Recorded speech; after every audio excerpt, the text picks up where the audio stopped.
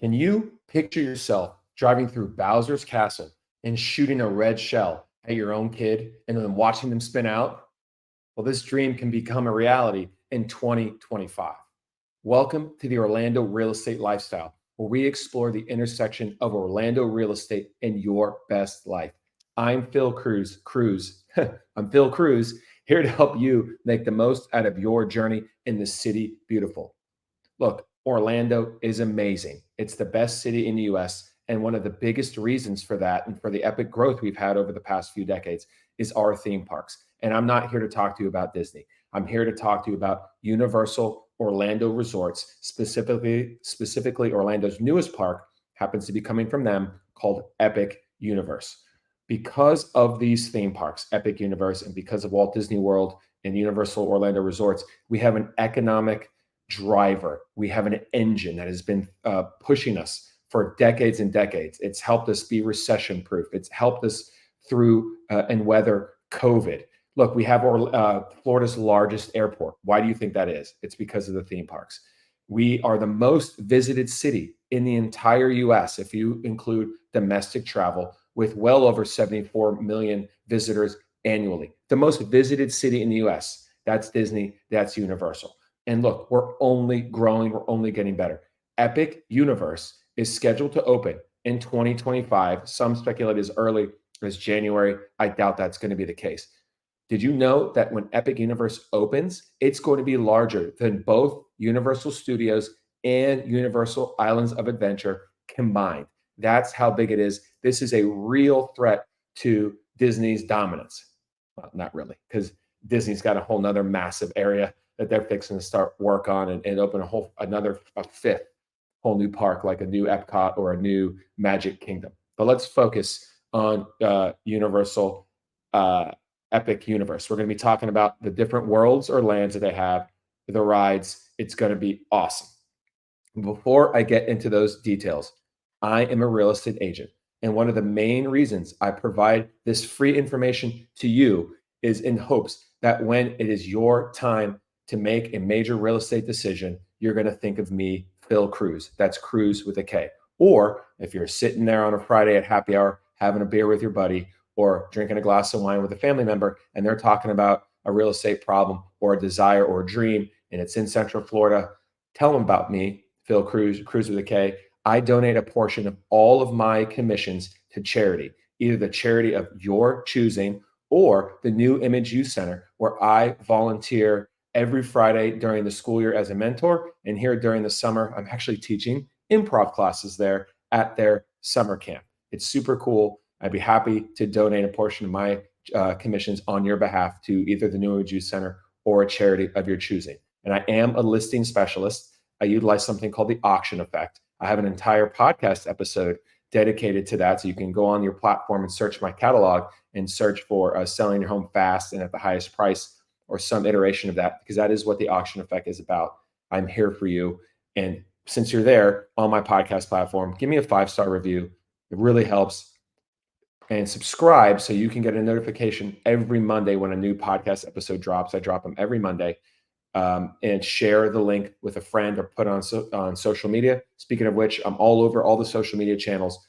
Just search Phil Kruse, that's Kruse with a K, throw Orlando on the end, throw real estate on the end, in any of the platforms, or on Google. You're going to find my website. You're going to find my socials. Check it out. I post a lot of interesting content all about Orlando lifestyle, real estate. I have a weekend post and blog every Friday about what's going on in Orlando. It's really informative. I think you'll enjoy it, especially if you're as big of an Orlando advocate as I am. All right. So there's going to be 5 worlds in Epic Universe: Super Nintendo World, Dark Universe, Harry Potter Ministry of Magic, How to Train Your Dragon, and Celestial Park. Celestial Park. Let me make that clear. I'm going to start with my favorite. And it is nostalgic, is all probably same for you, right? We're all 80s, 90s kids. If you're listening to this podcast, I have a feeling or closely connected to that. So my favorite is going to be Super Nintendo World. I can't wait for Super Nintendo World to come out. The cool thing is now you can go on Amazon and spend $50 and buy a video game emulator that has every video game console known to man on it, including all the games. My son is playing Super Mario World, coincidentally, right now. This is where Yoshi was introduced, and the world really gets fleshed out. So this is that game, Super Mario World, is really what this park, this section of the park, is themed after. So not only in Super Nintendo World, you're going to have Super Mario Land and you're going to have Donkey Kong Country. So it's split into two. Again, harkening back to our Super Nintendo days with Donkey Kong Country.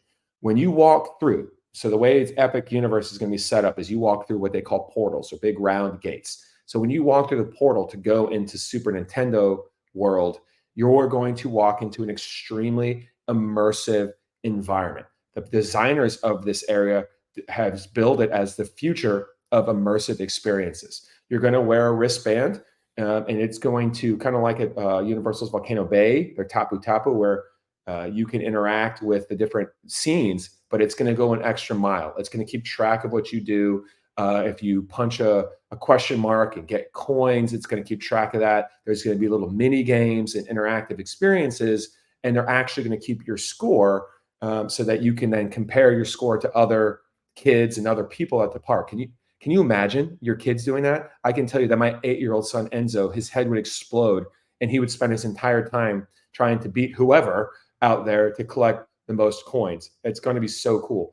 And it looks epic. If you go online and look at the designs they have laid out, and they already have one of them over in Asia, so we already have an idea of what it would look like. It looks exactly like the game. So much going on, shells flying everywhere. Those little flowers that eat you with the teeth are coming out. Koopa Troopas and Goombas everywhere. It's going to be amazing. So just that alone, it may be worth the price of admission, especially the first time. And you're going to have meet and greets with all the characters. You're going to have Mario, Princess Peach, Bowser. They're going to be walking around. It's going to be so cool, not just for us 80s and 90s babies, but also for our kids. And with the popularity of the Mario movie that came out recently. So let's talk about the highlights of Super Mario Land. As I teased in the intro, Mario Kart. Come on, Mario Kart. We all dreamed of actually living that. So it's called Mario Kart Bowser's Challenge. It's going to be a ride. It's augmented reality. What's that? It's not virtual reality, and clearly it's not reality. It's somewhere in between. So you wear goggles, and if you have the goggles on, you can see stuff flying around that's like superimposed on top of what you would normally see. So if you're riding a roller coaster, you can obviously see everything around you, the sky and the features. You put these goggles on, you can still see all that, but then only on the goggles, you can see a shell flying out. You can see a Princess Peach driving by. That's called augmented reality. It's going to be so cool. It's like a track-based ride, but you're going to be able to shoot shells at each other and spin out and race, and it has multiple outcomes. So maybe not every single time, but many, many times when you ride it, it's going to have a completely different outcome. So you can ride it again and again and have a ton of fun. I personally can't wait for that ride. There's also going to be Yoshi's Adventure. This one's more of a family-friendly ride where you can like explore Super Nintendo World, and you go on a little Yoshi and you look around and explore the Mushroom Kingdom, and you got to find these glowing eggs. But the renderings look super cool. I mean, this is one of those rides where it's going to be so beautiful and so interesting that'll entertain you and your kids. There's iconic characters, funny little things going on. And of course, you're looking for those eggs, and it keeps you occupied that way. Of course, you also have Donkey Kong Country. Now, this is separate. So you're going to go through another little portal once you're in Super Nintendo world, and you're going to come to Donkey Kong Country, themed completely differently. Think of the Donkey Kong section of the Super Mario movie that came out, or from the games. It happens in like a tropical jungle environment, bananas everywhere. So it's going to be super cool with a big waterfall. The main attraction in that area is going to be the Minecart Madness ride. And you can actually see the ride while you're walking around that area of the park. And the ride, the Universal engineers came up with some sort of mechanism where you actually jump the track with the cart, which you do in the game a lot. There were the Donkey Kong Country games, but it's not virtual reality. So somehow you actually physically are airborne with the cart. So they must have some sort of ropes or cables. I'm not sure, they wouldn't say, but it looks really cool, and it's going to be a really exciting and fun portion and a great ride. So for me, those are the highlights of the Super Nintendo world at Epic Universe. Now to the next one, Dark Universe. This is kind of cool. Doesn't necessarily connect to specific movies from Universal Studios, DreamWorks, or from video games, but it's still awesome. It's going to have all kinds of old school monsters. So you walk through the portal, and you imagine yourself walking through this portal with your kids, and suddenly you're in a cemetery where it's hazy, it's dark, there's fog, and there's all kinds of scary noises. So this may not be the best area for the little ones, but it's going to be super cool, especially if you like to have that eerie, scary feeling. So a completely different genre. The key rides and areas for the Dark Universe is going to be the Frankenstein Experiment. So it's a motion simulator, right? You're sitting down probably with goggles or looking at a big screen, kind of like the old school Spider-Man ride at Islands of Adventure. And basically Frankenstein breaks free, and him and his buddies, like the werewolf and so forth, they run amok and go crazy. They revolt. They have a monster revolt. And you can imagine it's going to be extremely intense and probably scary, but also a lot of fun. Speaking of werewolves, they also have a ride called the Curse of the Werewolf, which is a spinning roller coaster type ride. They bill it that it's family friendly. So I'm not really sure how that's going to be the case. Maybe you're all going to be sitting in the same car, spinning around. I didn't see a lot of details on it, but it should be a lot of fun. A great thing for the kids, though, maybe a little bit older kids, is that you can get your face painted, or the adults, like a monster. You can get painted like Frankenstein, painted like werewolf or Dracula. That's going to be super cool. And, go ahead and enjoy yourself and cut loose as an adult and paint yourself like Dracula. That'd be badass, right? Speaking of Dracula, they have the Burning Blade Tavern. They're also going to have a steakhouse in there, but this one is super cool because it's totally like Count Dracula themed. So think of like an old Transylvania castle, vampire servers, and every now and again, as the Burning Blade name implies, the whole place is going to erupt in flame. So it's going to be a whole immersive experience, and I'm sure you're going to have to pay a boatload for just a crappy cheeseburger, but who knows? We'll see.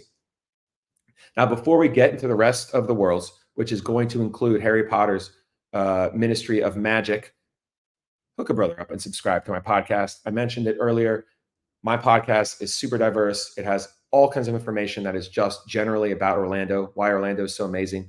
It has episodes about real estate and all kinds of real estate tips for buyers, sellers. I interviewed a mortgage broker. I interviewed a financial planner where we talk real estate tips. I have how to buy a lake house 1 and 2. I have information about septic and sewer systems and the differences between those, and how to buy a new construction homes and why you might want to target a new construction home community. And of course, I have interviews with local business leaders. I interviewed Caleb Harold. He's the CEO of Hawkers. I interviewed Thomas Ward, the owner and founder of Pig Floyd, Pigza. I interviewed Sean Welcome. He's the poet laureate of the city of Orlando.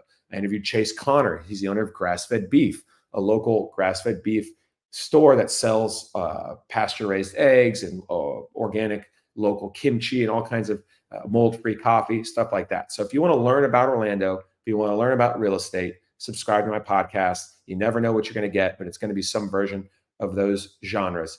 And don't forget about my real estate services. My cell phone number is right in the bottom of the episode description, as well as my IG handle and website. Hit me up. I'm an open book. I'm here to help. A portion of all my commissions go to charity. I'm a listing specialist, yes, but I also work with buyers every day. I got your back. Now, the next world is How to Train Your Dragon. I know my kids consume this series sometimes on like Netflix. They have a How to Train Your Dragon show, so I'm pretty familiar with it. I personally haven't watched the movies, but they're very popular. It's like a mixture, think of Vikings and dragons, that old school time. And they're recreating the Isle of Burk, which is kind of the headquarters of the Viking world with their dragons.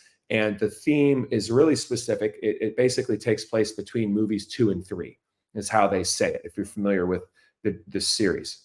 So there's literally going to be dragons walking around. It's going to be another immersive world where you're on this Viking island with dragons. It's going to be awesome. And the rides are all flying around you, which seems to be a theme here of Epic Universes, interlacing the rides as part of the viewing experience if you're just walking through these different worlds. So the key rides are Hiccup's Wing Gliders. It's going to be a roller coaster that basically mimics you flying on the back of a dragon as you would in the movie. So lots of dips, lots of near misses of mountains and skimming on the top of water. It looks super intense and awesome. I love roller coasters. You have Dragon Racers Rally. Think of one of those old school rides at your local theme park that swings on an arm and it has like a big claw that holds everybody, but on a much more massive scale. So you're going to be swinging back and forth, but also around, and it's going to spin. And you're supposed to be simulating that you're racing the other co-kart, if you will, or co-apparatus next to you. The renderings look amazing. It's just going to be a ton of fun. There's also the Fire Drill boat ride. As you might imagine, if you hear fire drill, you think water. You hear boat, you think water. This is going to be a water ride. But I really like this one because you're not just cruising around in a boat and getting splashed, which can be fun on hot days, but then you're waterlogged the rest of the day. I personally don't like that. The cool thing about this one is you are pretending to put out fires that are created by fire-breathing dragons. So each person gets their own water gun affixed to the side of the boat, and then there's mechanical targets that pop up and you shoot them with the water. So you're fully engaged. I can imagine doing this with my kids. My kids absolutely love shooting targets at those interactive rides. So this is a better one than what I've seen at some of the other parks where you're shooting lasers like Men in Black and Toy Story, things like that. I have one at Legoland like that too. This one's going to be more analog where you're physically shooting water onto a mechanical target. And then something that looks really cool is that they're going to have a dragon show, a live show. People dressed as dragons, people dressed as Vikings, intense rhythm, music. I have a feeling it's going to be a great show. Online, they do have some samples of what the show is going to be. It looks really, really great. Another world or area of Epic Universe is Celestial Park. Now, Celestial Park is the park's hub. So when you walk into Epic Universe, you're basically walking into Celestial Park. As the name implies, celestial, it's themed after the cosmos, the universe, right? Our solar system. So it's going to be very beautiful. And it has the portals to connect you to all the other different worlds in Epic Universe. It's also going to be connected to the Universal Helios Grand Hotel, which is going to be a 500-room luxury hotel right there on the premises. So people from out of town, or if you want to staycation here in Orlando, you can stay right in the hotel. Normally that means early access before anyone else. Probably means maybe later access and potentially some discounts or special features. It's going to be beautiful. So Celestial Park. What are the key rides and features other than the hotel? They have an epic, I keep using epic. I mean, the name of the park is epic. I like the word epic. I think it's appropriately named based on everything I've read and seen and listened to. They're going to have a roller coaster called the Stardust Racers. So it's a dual track roller coaster. Think Dueling Dragons from Islands of Adventure. So two coasters going kind of intertwined to each other. And it's a launching roller coaster. So kind of like the Hulk, where it shoots you out, right? It's going to shoot you out. It's going to launch you. You're going to fly around. It's going to be a great roller coaster. One of the other unique features about it is that the cars are going to glow at night. And they design the track and the lighting system so that at night, if you're standing there looking up at the coaster, and again, it's interwoven throughout the land, it's part of the area. It's not hidden off to the side. The cars are going to glow brightly and look like comets shooting through the night sky, especially since you can't see the track. It's going to be breathtaking, I'm sure. And this is a great strategy to get people to stay longer in the park. Hey, we got to wait till nighttime to check out this ride. And of course, it's going to be a different riding experience at night, like all roller coasters are. They're going to have the Constellation Carousel for the kids, and the animals and things that you ride on are going to mimic different constellations in the night sky. And you're going to have the Undersea Adventure fine dining restaurant. This Celestial Park is also going to be your kind of main shopping area. Of course, there's plenty of places in these parks to spend your money, but this is going to be the main area to do so. Now, I've certainly saved what most people might perceive the best for last. I personally think Super Nintendo World is the best, but I mean, nobody can deny the popularity of the Harry Potter series. And Universal they're clearly not stupid, and they know what they're doing, retrofitting part of Universal Studios to be Harry Potter. Same with Islands of Adventure and connecting with the train. They know that this is not going anywhere. So they're dedicating an entire land to the Wizarding World of Harry Potter and the Ministry of Magic. Now, they are keeping this section of the park shrouded in secrecy. It's smart, right? It's going to continue to create a buzz. People are going to want to know. People are going to stay interested. So the details are just dripping out slowly but surely.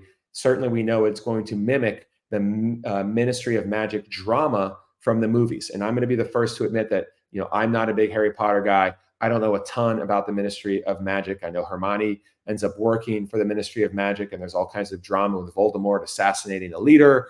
In the if you know the plot of the movie, that stuff that happens in the Ministry of Magic is going to be part of the thematic landscape. They're going to have the Ministry of Magic in London. They're going to have the Ministry of Magic that's in Paris. They're going to be connected by the Floo network. And if you don't know what that means, think of chimney flues. Remember, Harry Potter kind of takes place in, I don't know what, the 50s or something like that, or whenever. And so chimneys were still highly used with coal.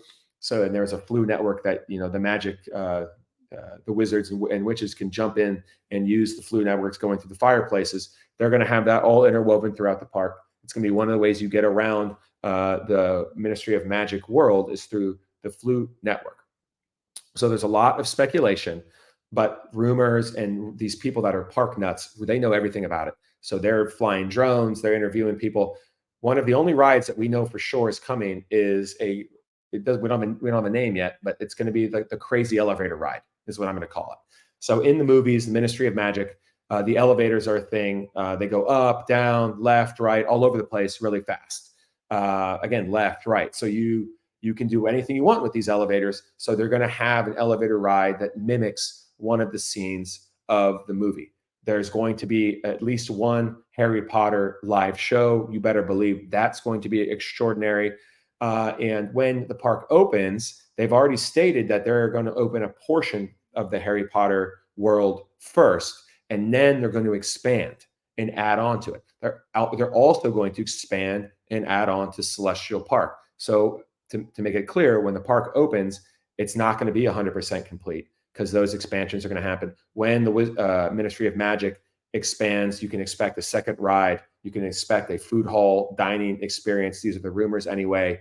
Bottom line is it's going to be epic, and I cannot wait.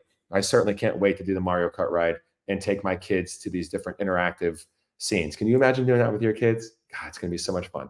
Look, Orlando is the best city in the U.S. Our parks are one of the biggest reasons for that. I don't like standing in line. I don't like driving an hour south to get to Disney, but I love driving 15 to 20 minutes to go to Universal. I love driving 15 to 20 minutes to go to SeaWorld. And Epic Universe being much closer to downtown Orlando is super convenient to somebody like me. But bottom line, Disney's massive, huge, a great thing to have in our beautiful city. And I'm so happy that it and Universal is here and that they're both expanding with no end in sight. Do you want to live near one of these theme parks? You ever heard of Golden Oaks? You got to have some money, right? It's very expensive, but you can live on Disney property in Golden Oaks, or you can live in and around Disney in Kissimmee. I can certainly help you with that. There's also lots of vacation homes down there if you want to make an investment, have a home that you and your family can use when they want, but then rent it out short term. Also, there are only a handful, and I own one, a handful of condos and other properties in and around the Universal SeaWorld area. You got to be in the know, and I am, that you can buy as a short-term rental investment opportunity as well. So if you're interested in that, or you're interested in any other real estate services, especially my listing services where I feature the auction effect, hit me up. I want to help you out. I want to help you buy. I want to keep you from having a bad real estate experience. That's the key thing. Look, you don't know how good your real estate agent is until there's a problem. Hopefully there never will be one, but if there is one, that's where I prove my worth. Look, real estate transactions don't have to be stressful, or difficult. Work with the right pro, work with me. Uh, get on my podcast platform. My cell phone number is on there. My social media handles are on there. Give me a 5-star review, share the link with my friends, subscribe, and go through my catalog. Check all the interesting information I have on there. You're absolutely gonna love it. I have how we get school grades here in Orlando and in Florida. So much interesting information. It's hard for me to even remember what's on there. You can find me on Instagram. That's my main social media platform next to Facebook.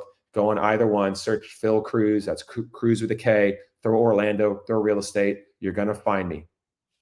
Always. Oh, and don't forget that a portion of all my real estate commissions go to either a charity of your choosing or to the New Image Youth Center, which I absolutely love. And I interviewed their founder, Shantae Barton Stubbs. That's also a podcast episode. And always know that your best life in Orlando is within reach. Keep embracing every moment. Cheers.